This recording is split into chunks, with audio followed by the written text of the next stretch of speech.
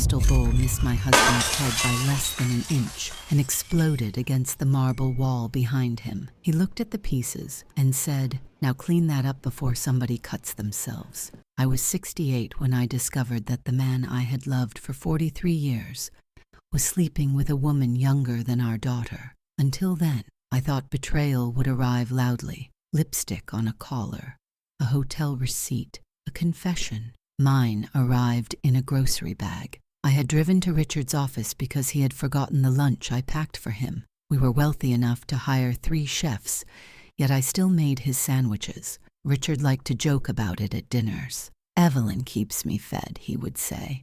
"It gives her something to do." People laughed, and I laughed with them.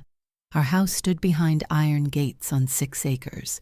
6 bedrooms, a blue-lit pool, imported marble, a wine cellar, 2 gardeners, and a cleaning woman twice a week. Yet breakfast was mine. Laundry was mine. Groceries, flowers, birthdays, dinner parties, thank you cards, his mother's silver, his shirts, his doctor appointments. Mine. Whenever I suggested hiring more help, Richard raised one eyebrow. "For what? You don't work." After enough years, I started believing him. So I worked harder at the work he said did not count. That morning, the receptionist at Caldwell Meridian Group nearly jumped out of her chair when she saw me. "Mrs. Caldwell." Her expression changed for just a second. "Is Richard in?" "He's in a meeting. I can take the bag. It's only lunch." I walked toward his private office. Then I heard a woman laugh behind the door. It was relaxed and intimate, not the laugh of an employee in a meeting. I stopped. Richard said, "She notices nothing anymore." The woman answered, "She noticed the perfume. She asked if I changed fabric softener." They laughed. I opened the door. The woman sat on the edge of his desk, 29, maybe 30. Long dark hair, bare legs. Richard's hand rested on her knee. Nobody moved. Then she looked me up and down with the curiosity of someone finally meeting the housekeeper. Richard dropped his hand. "Evelyn." My grocery bag fell. His sandwich hit the carpet. The woman stood. "Mara, give us a minute," Richard said. So she had a name. She passed me smelling of the same perfume that had followed my husband into our bedroom. "I'm sorry," she said. She said she was sorry, but she did not look it. When the door shut, Richard sighed. "Before you start, this is complicated. Complicated. Don't make it uglier than it needs to be." I stared at him. He sat behind his desk. "You've been distant for years. I cook your dinner. That's not what I mean. I wash your clothes." Exactly. That word hurt more than I expected because I knew exactly what he meant. He leaned back. "You stopped being my wife a long time ago. What did I become?" He looked at me slowly. "You tell me." I looked down at myself. Gray trousers, flat shoes, cardigan, flower on one sleeve because I had baked bread that morning, hair twisted into the same knot I had worn for years. For a moment, I imagined he saw an old woman who was useful and easy to ignore. I went home. That afternoon I stood naked before the full-length mirror in my dressing room. I had avoided it for years, not because I hated my body, but because I had stopped considering it important. My waist was thicker, my skin softer. My face carried every decade I had lived. I should have seen a woman who had lived a full life. Instead, I compared myself to Mara, and I made the first mistake of my new life. I decided I could win my husband back by becoming prettier. The next morning, I went to a salon. The stylist asked what I wanted. "Whatever you would do if I came in 20 years younger and twice as angry." 4 hours later, my hair fell in silver layers around my face instead of being pulled back, like an apology. I bought lipstick in a shade I once called too bold. Then I went shopping. I reached for beige out of habit, then put it back. A saleswoman named Nina brought me green, ivory, midnight blue, fitted trousers, silk blouses, and a red dress I laughed at. "I'm 68, and the dress is fabric," Nina said. "Neither fact is illegal." I bought it. For the next month, I took better care of myself. Pilates, long walks, better food, facials, and more sleep. The first morning, I did not cook breakfast. Richard appeared in the bedroom while I tied my sneakers. "There's no coffee. The machine has a button." He stared at me as if I had asked him to build the machine. At a charity dinner, People noticed the difference. Women asked who cut my hair. An old friend told me I looked radiant. Richard put a hand on my waist for a photograph, and for one stupid second I thought I had done it. In the car home, he said, "That dress was a bit much." 3 days later, I found a hotel receipt in his jacket. The date was the night after the charity dinner. He had watched other people notice me, then gone back to Mara. That was when I understood. I had changed myself because I thought his betrayal meant I had failed, but I was not the problem. Richard simply believed he could do whatever he wanted. A week later, Margaret forced me to go out with her. Not to win him back, she said. You need one evening where nobody asks you where the clean towels are. We went to a small jazz restaurant downtown. I almost canceled because Richard had a late meeting and I caught myself thinking I should leave dinner in the oven. Then I stopped in the hallway. He was spending his evening with a woman who did not know which drawer held his socks, and I was worried he might be hungry. The thought was so absurd that I laughed and turned the oven off. At the restaurant, Margaret ordered champagne. I wore a dark green dress and the lipstick I had been afraid of buying. For the first hour, I kept checking my phone. "Why?" Margaret asked. "In case Richard needs something." She stared at me. "What could a 69-year-old millionaire possibly need from you at 9:30 at night? He's 69 next month. That is what you heard?" I put the phone face down. A man at the next table asked if we were celebrating something. Margaret said, "My sister has recently discovered she exists." I wanted to crawl under the table. The man smiled at me. "That sounds worth celebrating." He was probably 70, wedding ring on his hand, wife smiling beside him. It was not flirting. That was the point. He looked at me the way adults look at another adult, not at somebody's support staff. Later, in the restroom, I stood before the mirror and touched my lipstick. For years, being a woman had meant being Richard's wife. Before that, somebody's daughter, then somebody's mother. Somewhere in between, I had turned femininity into a service job. Remember what he likes. Make the room beautiful. Keep everyone comfortable. Never require too much. But standing there in a dress I chose because I liked the way it moved, I remembered something embarrassingly simple. I was allowed to enjoy myself even when no one benefited from it. I went back to the table and ordered dessert. Richard hated dessert after 9. I ordered 2. When I got home after midnight, the kitchen light was on. Richard sat at the island. "Where were you?" For 43 years I had asked him that question. Now he was asking me. Out. With who? Margaret. Doing what? Having a life. He looked at my dress, my lipstick, the small smile I could not quite hide. "You look ridiculous." It hurt, but this time I did not spend the night wondering if he was right. I walked past him. Behind me, he said, "I'm talking to you." I turned. "No. You're talking at the version of me who used to stand here and explain herself." His face changed. I had never spoken to him like that before. I surprised myself, too.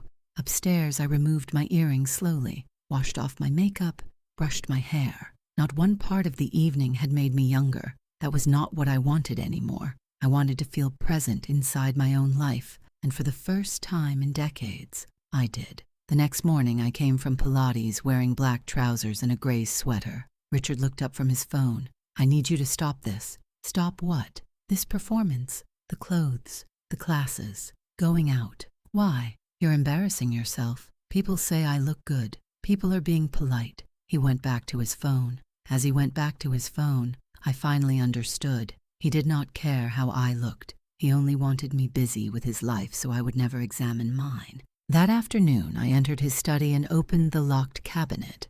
He had changed the code. The old code was our daughter's birthday. The new one took me 20 minutes to guess. Mara's birthday. I knew it because I had looked her up online. 2929 opened the cabinet. Inside were bank records, property files, and a thin black folder marked Helix. I had never heard of Helix. The papers were a maze. Helix Stewardship Trust, Orchard Crest Holdings, Caldwell Meridian Management Services. Then I saw my name. Trust contributor, Evelyn Ann Caldwell, 1997. I sat down. In 1997, my father had died and left me $380,000. Back then, it was enormous. Richard said investing it in his young company would secure our future. I remembered the check. I remembered signing papers while our children shouted in the next room. I remembered Richard kissing my forehead. "One day you'll be glad you trusted me." Near the end of the trust document, one line froze me. Upon dissolution of marriage or proven breach of fiduciary obligation by the managing trustee, contributor rights may trigger review and reassignment of controlling beneficial interests. I did not understand every word, but I understood that controlling mattered. At 1 a.m, Richard came home smelling of whiskey and Mara's perfume. I pretended to sleep. For the first time since finding them together, I smiled. The next day, I called attorney Helen Park. I remembered her from a hospital fundraiser. I also remembered Richard hated her. Her assistant offered me an appointment in 3 weeks. I said, "Tell Ms. Park my husband is Richard Caldwell, and I have a 1997 Helix Trust instrument naming me as contributor. Can you come at 4? Helen read the papers.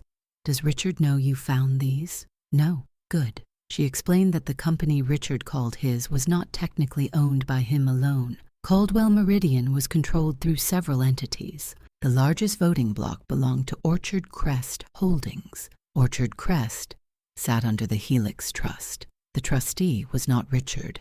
It was Samuel Vale, a retired accountant, who had been at our wedding and vanished from our lives years ago after an argument with Richard. "You funded the contribution that purchased the original controlling block," Helen said, "but we need later amendments before we know what rights survived. Where are they? That is going to be the unpleasant part." More unpleasant than finding my husband with a 29-year-old on his desk? Possibly. I hired her. Then I hired a forensic accountant named Luis Ortega, and on Helen's advice I went home and made Richard dinner. "Do not let him know what you know," she warned. "If he moved assets once, he can move them again."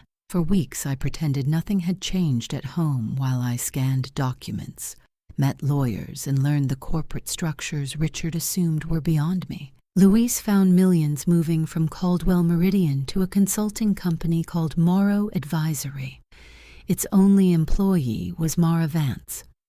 "So he's paying his mistress with company money?" "Maybe," Luis said. "But look, Morrow was owned by another entity. That entity looped back to Orchard Crest. Richard was moving money through a woman he was sleeping with, inside a structure connected to the trust he was trying to control. 2 nights later, I noticed my jewelry drawer open 1/2 inch. Nothing was stolen, but the copies of the Helix papers I had hidden behind old photo albums were gone. Richard knew. At dinner, he was suddenly charming. He opened expensive wine. "I've been thinking," he said, "we should take a trip. Lake Como, just us." He touched my hand. 1 month earlier, I would have cried from happiness. Now the touch felt like a threat. "When?" "Next week." The next morning, Helen called. "Do not leave the country." Luis had found a draft resolution. While Richard took me to Italy, he planned to push through changes that could strip the trust's voting protections and lock operational control in his hands. All he needed was Samuel Vale's cooperation. But Samuel had sold his house 8 months earlier and disappeared. That afternoon, our granddaughter Sophie visited. She looked at my new haircut, fitted jeans and white shirt. "Grandma, you look terrifying." "In a bad way?" "No, like you're about to buy a newspaper and fire everyone." Then she said, "Is all this because of Mara?" My cup slipped. "How do you know Mara?" Sophie went pale. "I thought you knew. She contacted me last year." Mara had told Sophie she was working on a company legacy project. She asked about my father, old business records, and whether I kept documents from the early Caldwell Meridian years. One message read, "Do you know if your grandmother still has the original paperwork from when the company was founded?" The affair was not the beginning. Mara had been hunting for documents tied to me for at least a year. "Did you give her anything?" "No. I told Grandpa she contacted me. He said he'd handle it." That night I mentioned casually that Sophie wanted old family photographs, and I might go to storage. Richard's fork paused. Which boxes? I pretended not to notice. The next morning, a black SUV followed me from the house. I drove past the storage facility, lost it near a shopping center, then went to my sister Margaret's. I told her everything. When I finished, Margaret disappeared upstairs. She returned with a metal file box. You gave me this after Mom died. Richard wanted the house cleared before the realtor came. Inside were old tax returns, bank records, and my father's probate papers. Then I saw it, a carbon copy of my 1997 check, $380,000.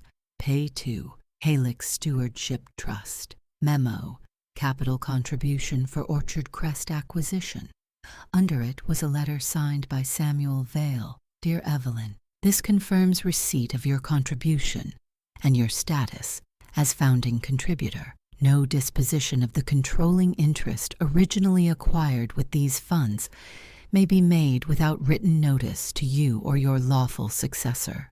I cried so hard I could barely breathe, not because I had won, but because the paper proved I had really been part of it. Richard's favorite story was that he built everything from nothing. He had told it so many times that even I forgot the money that saved the company had come from my father. Helen nearly shouted when she saw the letter. This is what they were looking for. Does it give me the company? Not by itself, but it may give you standing to stop him changing control. 2 days later, Richard served me divorce papers at breakfast.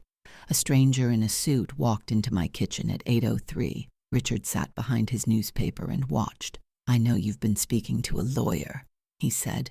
After the man left, I set down my knife. How? You were never good at secrecy. That was almost funny. I had hidden everyone's problems for 43 years. I had simply never hidden anything from him. Richard offered me the house, $12 million, our Palm Beach apartment, and lifetime health coverage. And the company? I asked. His face hardened. The company is not yours. I helped fund it. You gave me money when we were married. I gave Helix money. His eyes changed. He knew exactly what I had found. Take the settlement, Evelyn. No, you're making this personal. You slept with another woman on the desk of the company I helped finance. I'm trying to keep this civilized. No, you're trying to keep it cheap. His voice dropped. You don't understand what you're touching. I stepped closer. Then why did you steal the papers from my room? For the first time, he had no answer. By noon, my access to joint credit cards was frozen. By evening, household staff had been told not to provide me with company vehicles or accounts. Richard expected panic. Instead, I opened my own bank account from inheritance money he had forgotten existed and moved into the guest suite. From then on, the divorce turned ugly. Helen demanded trust amendments. Richard's lawyers delayed. We sought an emergency order stopping changes in control. Then Mara disappeared. Her social media vanished.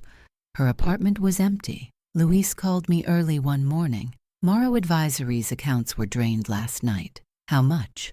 2.1 million. Richard? We don't know. For the first time, I wondered whether Richard had underestimated his mistress too. 3 days later, I received a package. Inside was a flash drive and a note. Ask your husband about Vale. Helen had the drive examined. The first audio recording began with Richard's voice. You were supposed to get the original letter. Then Mara. Sophie didn't have it. A third voice spoke. Samuel Vale. I told you 30 years ago Evelyn's contribution could not simply be erased. My heart pounded. Samuel was alive. In another recording, Richard discussed moving management contracts before filing for divorce. In another, Mara asked what would happen if I contested the trust. Richard said, she won't. Evelyn folds when things get ugly. I listened to that sentence twice. I listened twice and made myself remember exactly how little he thought of me. The final recording ended with Mara asking what Richard would do if I refused a settlement. He said, everyone has pressure points. Helen stopped the audio. We need to find whoever made these recordings. The next morning, Mara was waiting in the parking lot outside my Pilates studio. I almost drove away. She stepped in front of my car. She looked nothing like the woman from Richard's office. No perfect makeup, dark circles, hair tied back. She got into the passenger seat. Drive.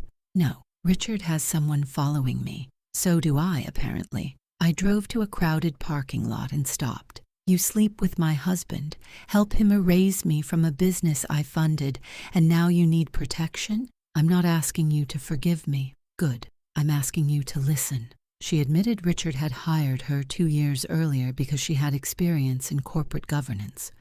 He wanted a way around old trust restrictions. Then they began sleeping together. Why? Mara looked at her hands. Because I was ambitious, stupid, and he made me feel chosen. That sentence struck harder than I wanted it to. Richard had always made being chosen by him feel like proof of value. What changed? I asked. I found emails. After the restructuring, he planned to dissolve Morrow and report me for embezzlement. He was going to blame you for everything. Did you steal the money? I moved most of it into escrow through my lawyer. I took some. I'm not pretending I'm innocent. Why help me? I want leverage. Finally, an answer I trusted. Then she handed me an address. Vale is there. Why didn't he contact me? He did. Years ago. Richard intercepted the letters. I felt sick hearing that. Mara gave me copies of emails and scans from Richard's private archive. Helen, Louise, and I went to the address. Samuel Vale opened the door. He was 81, thin and bent, but unmistakably the man who once held my son in the hospital. He looked at me. You finally came. I slapped him. Helen inhaled behind me. Samuel touched his cheek. I deserved that. You knew. Yes. You were trustee. Yes. Why did you let him do this? His eyes filled. Because I was a coward. I had expected threats or blackmail. Hearing that Samuel had simply been afraid was somehow worse. Inside, Samuel told us the history Richard had buried. My $380,000 had funded the trust's first major acquisition and helped save the young company during a dangerous period. In exchange, the original documents gave me contributor protections. Over the years, Richard persuaded Samuel to sign amendments expanding management authority. You signed consent packets too, Samuel said. Housekeeping, I whispered. I remembered the yellow tabs on papers Richard handed me between school pickups and dinners. Samuel had eventually become worried and sent me 3 letters. I never received them. Richard told him I wanted no involvement and showed him an email supposedly from me. The address looked like mine. It was not. Then Samuel placed a 2011 amendment on the table. My signature was at the bottom. I stared at it. That isn't mine. Samuel nodded. That is why I left. Richard recently asked me to sign a statement saying you executed it in my presence. Did I? No. Where was I? In the hospital with Daniel. I remembered. Our son had been in intensive care after a motorcycle accident. For 9 days, I barely left his bed. Richard had handled the paperwork then, and I had been grateful. He had forged my signature while I sat beside our unconscious child. Whatever love I still had for him disappeared then. The affair was only part of it. He had been erasing me from the business for years. Helen filed for emergency relief. The court temporarily blocked changes in control. Richard called me 14 times. I answered the 15th. You went to Vale? Yes. You have no idea what he is. He says the same about you. You think you can run my company? My company, I repeated. I built it. With my money. You gave me that money. I invested it. He laughed bitterly. You think a haircut and a red dress made you a businesswoman? My hand closed around the phone. A month earlier, that sentence would have destroyed me. Now I smiled. No. You made me one when you forced me to learn how much you were hiding. He hung up. The next day, I attended my first Caldwell Meridian board meeting in 26 years. Helen had won temporary observer rights for me. I wore a navy suit because I wanted to look serious and prepared. 12 people sat around a glass table. Richard was at the head. A director named Thomas Bell came to greet me. I remember you from the old office. You should. I processed your reimbursements. Richard's face tightened. During the meeting, the CFO presented quarterly numbers. One line showed millions in strategic consulting. I raised my hand. Richard said, "This is not a classroom," Thomas answered. "She has observer rights." I asked the CFO, "Does that include Morrow Advisory?" He looked at Richard before answering. That told me more than the answer. "Yes." "How much?" "Approximately $3.8 million. Was the board told Morrow was operated by a woman having a sexual relationship with the chief executive?" Nobody said anything for a moment. Richard stood. "That is enough." "For me," I said. "Yes." Within a week, 4 directors demanded an independent investigation. Richard hit back through the press. "A tabloid called me a socialite wife trying to seize my husband's empire out of jealousy. Another published pictures of me beside Mara and turned the whole thing into 2 women fighting over a rich man. I wanted to scream. Instead, Sophie posted an old photograph. It showed Richard and me in 1997, outside one of our first properties. I held our youngest child on one hip and a folder in my other hand. On the back I had written, "First building purchased through Helix." Terrified, excited, we did it. Sophie added one sentence. Before she was called a socialite spouse, she was there at the beginning. Former employees started writing to me. They remembered me doing payroll, answering phones, bringing the baby to the office, negotiating vendor contracts. Tiny pieces of my erased life returned from strangers. 3 days before the hearing, our son Daniel came to see me. "Dad says the company could collapse if you keep pushing. That is what people say when they want a woman to surrender." Daniel looked miserable. Then he pulled an envelope from his bag. 2 years ago, Dad wanted me to sign this. It was a waiver of future family trust interests. Buried inside was a clause saying that if I died or became incapacitated, my contributor rights could pass to a management successor appointed by Richard. Suddenly, the whole plan made sense. Richard needed my protections weakened before the divorce. Mara had been hired to help him solve that problem.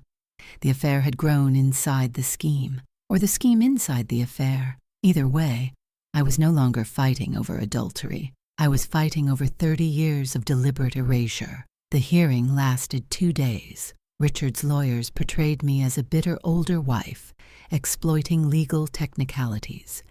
Helen presented the 1997 check, Samuel's letters, the fake email, Daniel's waiver, and the disputed 2011 amendment.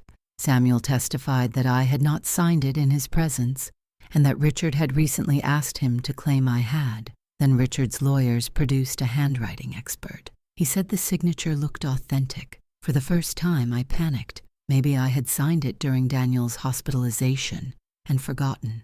I could hear Richard's old description of me in my head, confused, emotional, bad with documents. Then I remembered something ridiculous, my wrist. During Daniel's hospital stay, I had slipped on wet stairs and broken my right wrist. The disputed amendment was dated 2 days later. I whispered to Helen. Margaret found the hospital record. Sophie found an old photograph online from that week. There I was beside Daniel's bed, with my right wrist in a black brace. The signature on the amendment was a perfect imitation of my normal right-handed signature. On the date written beside it, I could barely hold a fork with that hand. Richard's face when Helen produced the medical record was worth decades of pressed shirts. The judge extended the freeze and ordered a full independent examination of the trust and company transactions. Caldwell Meridian's board put Richard on leave. That evening he came home furious. I was in the formal living room when he walked in. He held the disputed amendment. "You did this," he said. "I broke my wrist. You turned the children against me, the board, Vale, everyone. You forged my name. I protected the company with my signature. You weren't interested. I was sitting beside our injured son." He stepped closer. "You have no idea what it took to build this. I was so angry I could feel myself shaking. I remembered every breakfast, every dinner party, every time he said I did not work, every year I believed I had contributed nothing." My hand closed around the heavy crystal bowl on the table. I threw it. The crystal bowl missed my husband's head by less than an inch and exploded against the marble wall behind him. He looked at the pieces, looked at me, and said, "Now clean that up before somebody cuts themselves." For a second, I could not breathe. After everything, he still saw me as the woman who cleaned up after him. I looked at the broken crystal, then at him. "No," he frowned. "What? You clean it." I picked up my purse and walked out. That night, I moved into a downtown apartment, smaller than one wing of our house. It had no garden or staff, and nobody's breakfast schedule ruled my morning. I ordered Thai food so spicy Richard would have complained for 3 days, drank wine barefoot, and played music too loudly. When I saw my reflection in the window, I did not look younger, but I looked like myself again. The fight became worse before it became better. The Independent Review uncovered hidden consulting payments, related party deals, and transfers Richard had never fully disclosed to the board. But then his lawyers found a 2004 amendment. Unlike the 2011 document, this signature was really mine. I remembered signing it. The amendment seemed to convert my contributor position into a fixed financial entitlement. If valid as Richard read it, I might get money but lose any path to control. The press said my takeover attempt was collapsing. Richard returned to the office smiling for cameras.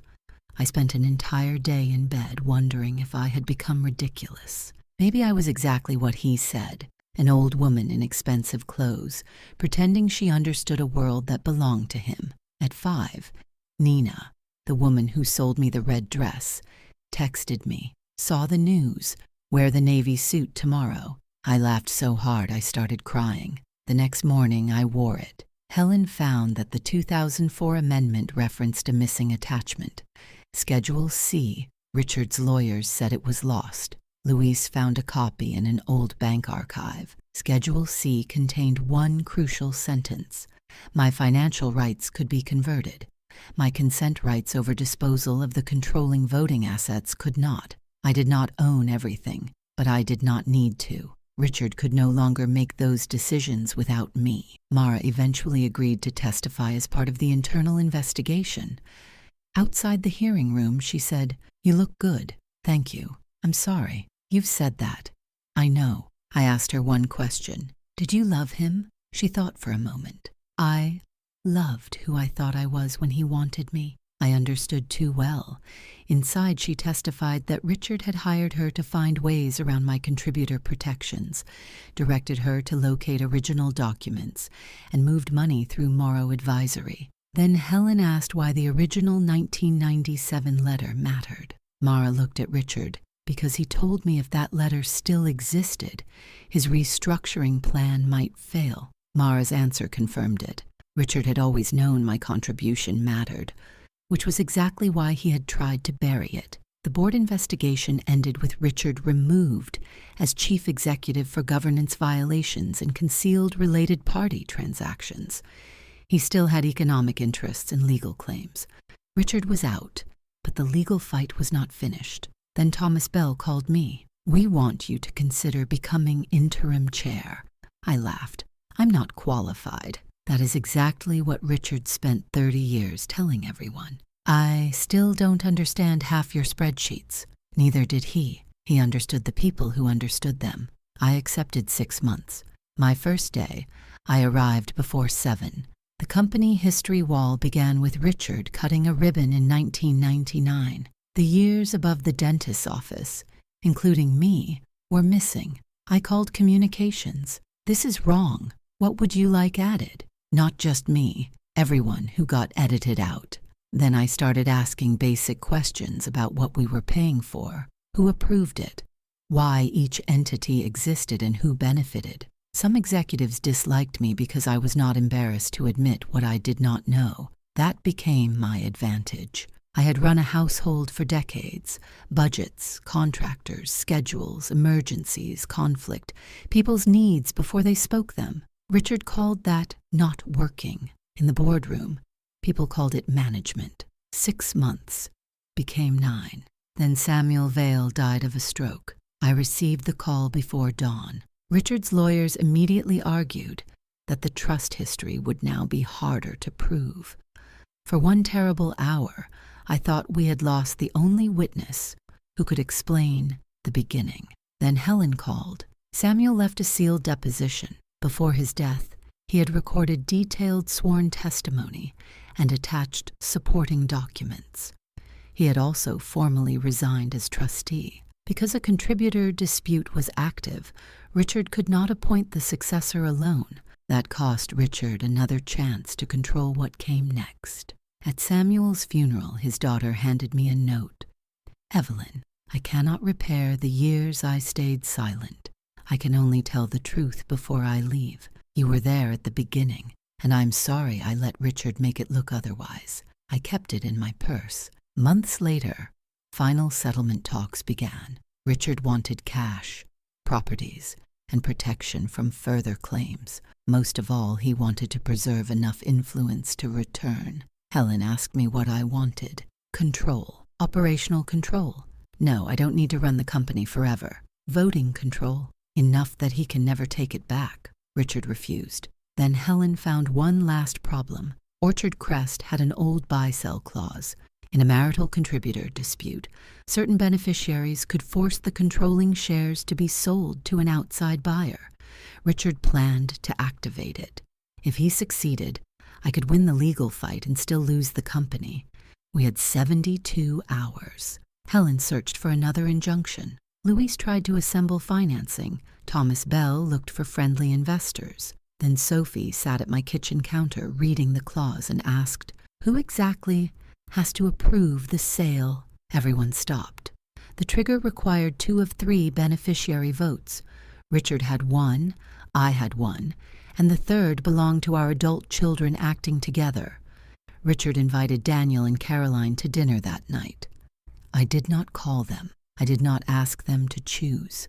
At 11:30, Caroline phoned me. Her voice shook. Dad asked us to sign. And? We said no. I closed my eyes. He said, "You poisoned us against him." I'm sorry. No, Mom. I stayed neutral because I wanted both parents, but neutral doesn't mean helping one parent take away the other parent's rights. The deadline passed at midnight, and Richard could no longer force the sale under that clause. 2 weeks later, Richard settled. The final structure was complicated, but the result was simple. My original contributor rights were recognized. Voting interests shifted through the settlement. The company restructured.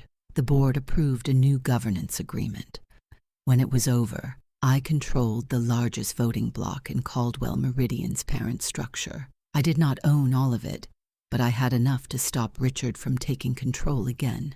Richard kept more money than any person could spend, 2 properties and a minority economic interest. He still had plenty of money, but he no longer had the power to make decisions for everyone else.